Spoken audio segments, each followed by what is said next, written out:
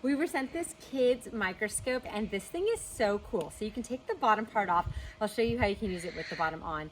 Has some LED lights, and then this part where they can see what's going on can tilt. You can take photos, you can take video, and I can tell you about it day and night, but I want to see it in action with my child. So let's check it out.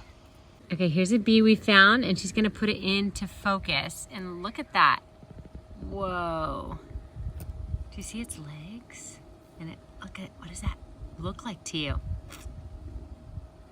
It looks like it's like furry. Did you know bees were furry? Yeah. What do you think about this?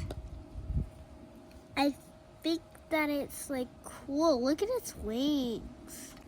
If you want to snap a photo, you just click the button and then it can take the photos. It can even take videos. You can also collect things to look at under the microscope and keep them inside.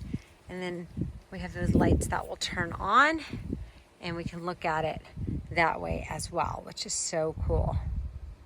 Here's half of a beetle, and with that 1,000-time magnification, look at the detail. It's so cool. When you're done, simply charge it back up and it's ready to use again and again.